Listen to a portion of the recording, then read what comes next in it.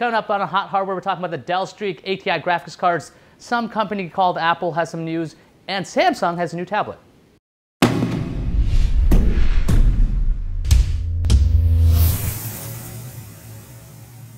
Now, last week we got a sneak peek at the Dell Streak. Dave, you guys got to check it out at Hot Hardware. You had a full review up. What'd you guys think? Well, yeah, actually, here it is right here. We're still playing around with it. It's a nice device. You know, a lot of folks kind of don't understand it. It's certainly large for a phone, and not quite full-size tablet by any stretch. You know, 5-inch display. But I really like it. I mean, I kind of like, you know, larger phones anyways. I'm not afraid of them. But from a hardware standpoint, you know, it's got some really good capabilities. It's got a 1 gigahertz Snapdragon processor, Qualcomm Snapdragon processor. So it's pretty snappy. What it does need is an operating system upgrade. It's got Android 1.6, and rumor is that Android 2.2 Froyo updates are coming to the device, and we think that that'll certainly polish it up nicely. So, you know, it's missing a few things on the operating system side. So should people like wait to buy this thing, wait for the actual operating system upgrade to roll out before they bother to invest in this 5-inch device? Well, it all depends, you know, on your requirements. I mean, it's $299 under contract with AT&T. So, you know, if you're on AT&T already and you don't have to worry about, you know, signing up for a new contract with a new provider, that's a consideration. It's $599 without a $549, excuse me, without a contract. You know, personally, I've always been an early adopter. I don't mind waiting around for, you know, a new rev of an operating system, and certainly the Android ecosystem is, you know, well supported and, you know, heavily financed. So, you know, it's coming, and I would expect Dell to be able to deliver. But, you know, it really depends. I mean, there are a lot of other devices out there right now. Certainly, you know, HTC's got some really sexy devices based on Android and, you know, 2.1 and 2.2. So, you know, it all depends on how antsy you are, I guess. But the Streak was impressive to us. It's an LCD screen, standard LCD. So not quite the viewing angle of the Super AMOLED you find on devices like the Galaxy S, another hot phone you have to consider as well. But, you know, actually crisp and bright and vibrant, just not quite the viewing angle of the Super AMOLEDs. Now, Marco, I checked out an article you wrote. I think it was like 8 pages on these actually budget-style ATI graphics cards. I think they were both under $100. What were their names? How did they perform? And what did you think? So I thought they were pretty cool. They're the Radeon HD 5500 series, but with GDDR5 memory. The first iterations had DDR3 or 2 memory on board, depending on which version. And I like the cards. For under $100, both cards are under $100. There's the 5550 and the 5570. Obviously, the 5570 is the higher performer. They did well, mostly in older generation games.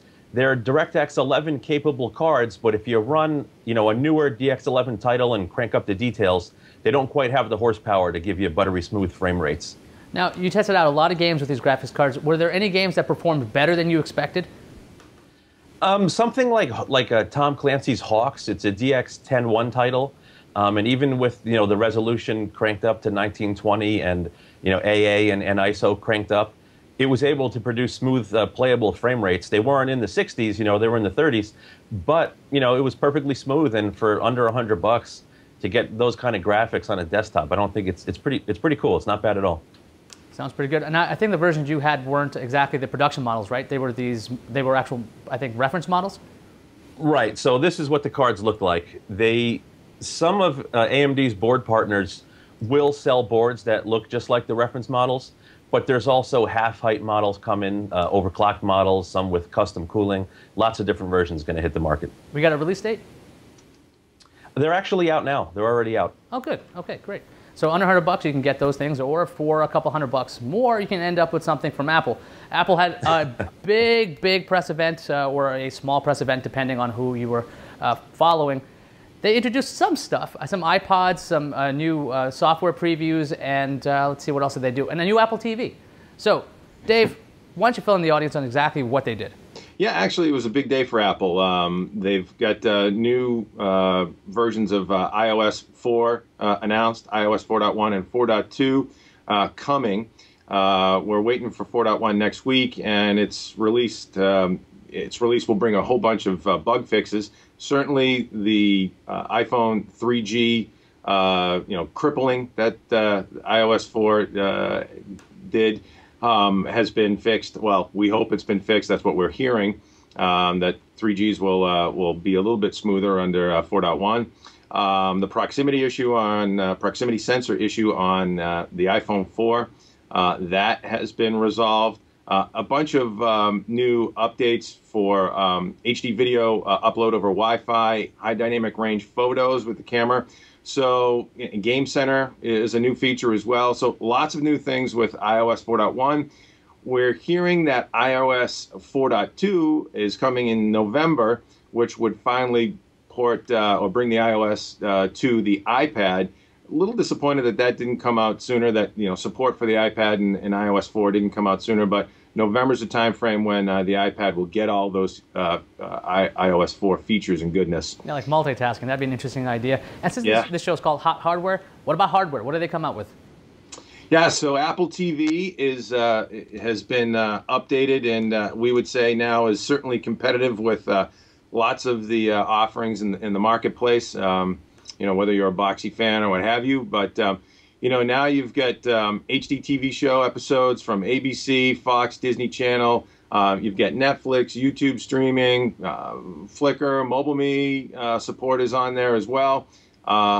Support for resolution up to 720p. Some people have knocked that 1080p is not supported on the device, but it is a streaming device, so there are limitations obviously over the network. Delivered to your house, what can be streamed. So this is a pretty good effort by Apple, and we like it.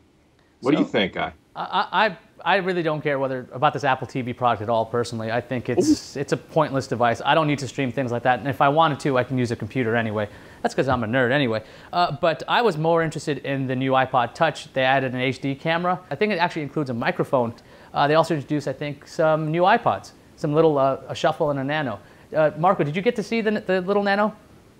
I did. I mean, I didn't have them in my hand. I was just watching the webcast. Seems like they brought back the buttons. I'm sorry, on the Shuffle, they brought back the buttons, I should clarify. The Nano looks interesting. It looks cool, but I'm wondering if that little tiny screen and, that form factor is going to be easy to use. They had a cool little clock feature. It looked like a wristwatch, and that's the first thing I thought of when I saw it. These devices now have clips on them. So I still think they're...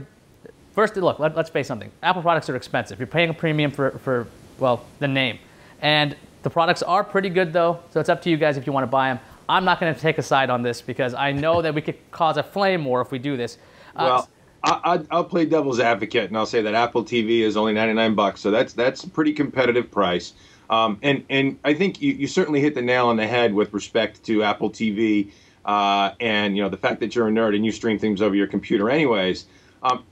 And that's kind of what Apple's model is all about. Let's make something that's easy to use and has a sexy user interface. And, the average person can set it up in 10 seconds and it's going to just work. So, in terms of what Apple's sort of, based their business model on over the years, Apple TV, the way it's fleshed out today, kind of fits that well. And we'll see how well they can market it. And, I think they'll sell a few. But you're right. I think there's, an evolution to come with respect to IPTV, that's for sure. Yeah, I just don't think people buy a lot of set-top boxes, but I know that people seem to like tablets since Apple's iPad's actually somewhat of a hit. So Samsung actually has a competitor coming out called I think it's called the Galaxy Tab. It's about a 7-inch tablet. Marco, what do you know about the device? So, very cool device. Everybody that, kind of got fired up when the iPad launched and started clamoring for an Android device with similar features is going to have it soon. So the Galaxy Pad, it's smaller than the iPad. It's 7-inch screen, 1024 by, I believe, 600 res. 1 gigahertz Cortex processor in there. Android 2.2 operating system. And it really, if you look at the pictures, it just looks like a smaller iPad. But I think that's good. Personally, I having used the iPad, if you hold it for an extended length, it's a touch heavy and a little big for my tastes. So I think the Galaxy Tab is going to be a very interesting competitor when it hits. Do we have price points for the Galaxy Tab? Because I know it's being shown off in IFA in Berlin right now. It's a 7-inch display. It's got a 7-hour battery life, which I just remember because it's 7 and 7, which means you'll probably get like 5. Do we have a price point or a release date for these things?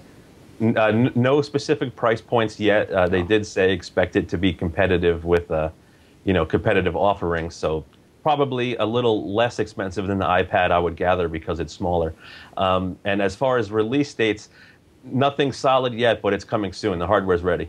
Well, we'll see. I mean, that's been the big draw. I mean, I like Android. I've played with it. I think it's got a lot of potential. But the fact is, when it comes to market, these devices, they take a while. I mean, the Streak is interesting. The price point's really high. For $549, you can get a 10-inch device, probably maybe one of these Samsung Galaxy Tabs. So it's kind of an interesting time for tablets.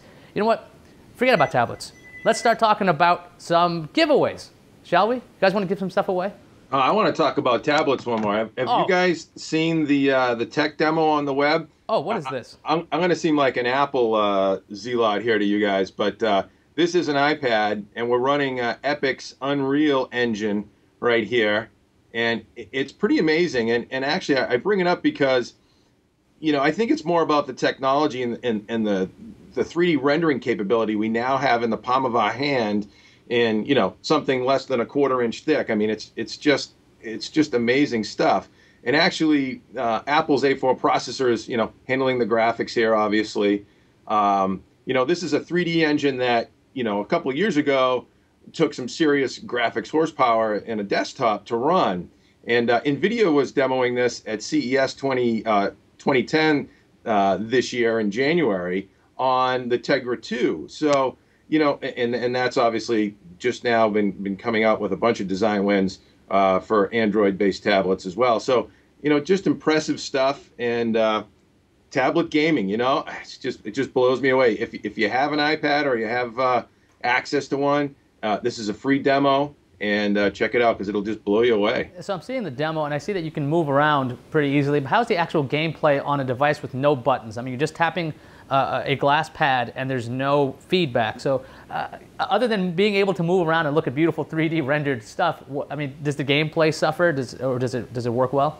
Well, that's interesting you asked that. I was sitting on the couch last night with my son, and he was playing around with this, and the engine's beautiful. It's just a tech demo right now.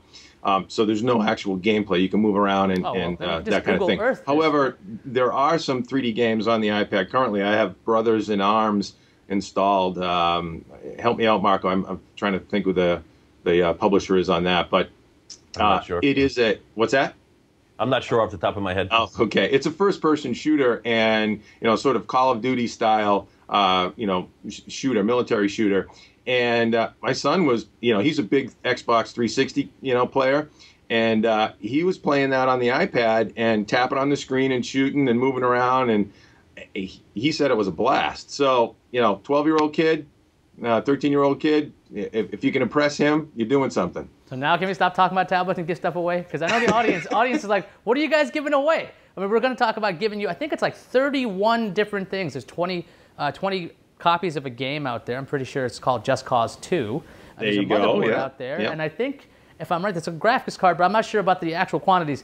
Now, Dave, could you please tell the audience how they can win and what they can win at HotHardware? Oh, dude, you sound so superficial and materialistic. I am. Yeah, so that's why. A pair of 460 GTX graphics cards and from MSI, and an MSI X-Power Big Bang motherboard, X-Power motherboard, and a bunch of copies of Metro 2033 we're giving away in our Lazy Days of Summer sweepstakes, the final days of summer. So yeah, good stuff. You can win it. Jump into the contest at hothardware.com, and follow us at Facebook/HotHardware, Twitter/HotHardware, and Dig/HotHardware, because you want to. And the simple fact is, you can find out everything we talk about and more over at HotHardware.com. So you can find Hot Hardware everywhere. So you have no excuse. So go out there, find out. And I think that does it for this episode of Hot Hardware. Thanks for watching, and we will see you next week.